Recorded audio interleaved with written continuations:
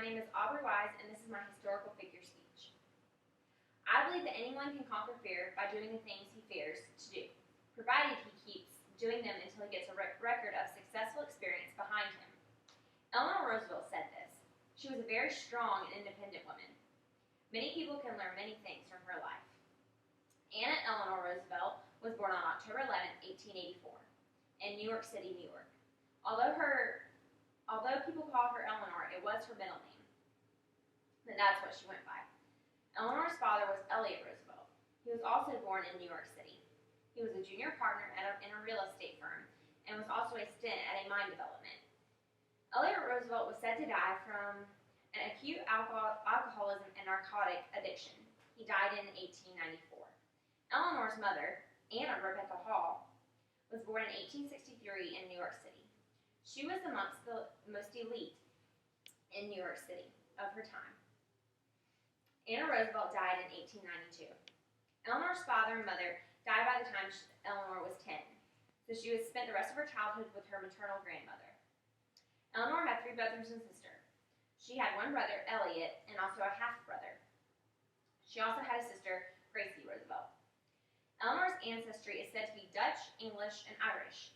Eleanor's father was the brother of the late President Theodore Roosevelt. Eleanor was one of the tallest first ladies, standing at 5'11". She also had light brown hair and piercing blue eyes. Eleanor's education first started off as private tutoring. Her teacher was Frederick Roser. Roser was known for teaching the most elite children in New York City. She also learned with some of her friends in Eleanor's parents' house. After her private tutoring, she went on to a convent school in Italy.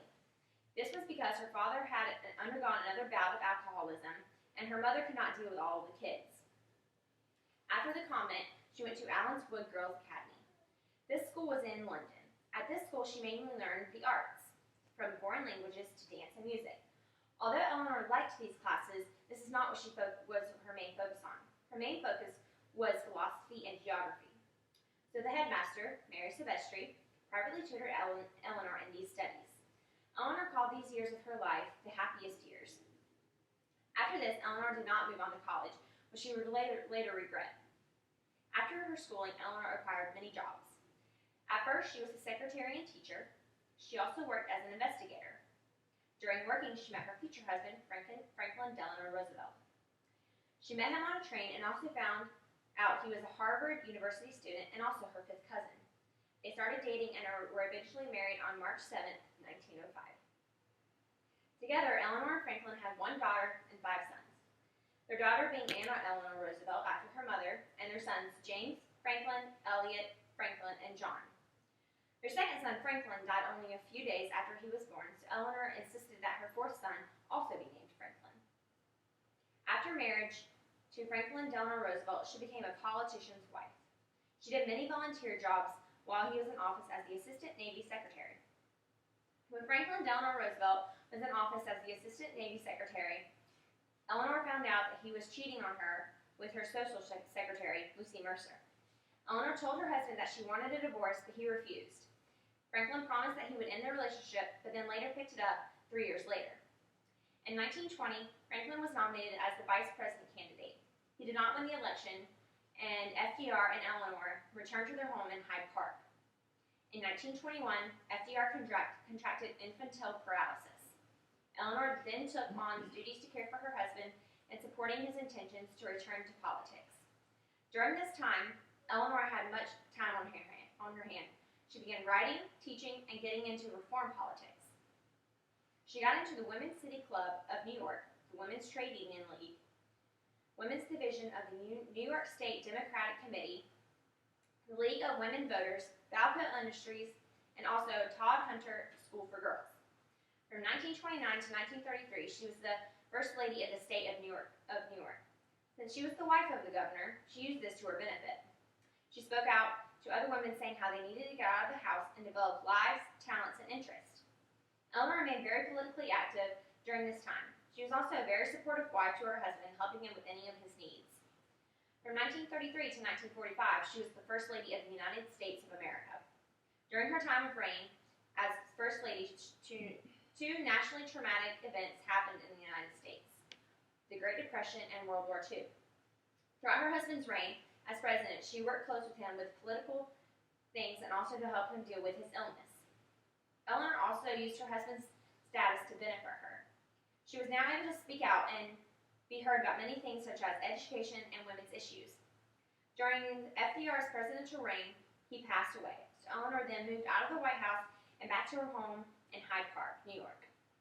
Eleanor died on November 7, 1962, from aplastic anemia and tuberculosis.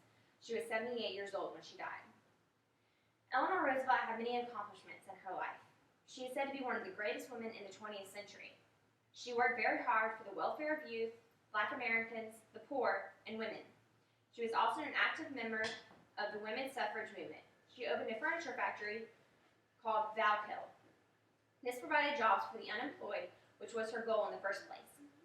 While her husband was president, she wrote a column that kept all the citizens up to date. That was what happening in the White House. She was the assistant director of the Office of Civilian Defense. After her husband's death, she also became a delegate to the United States National General Assembly.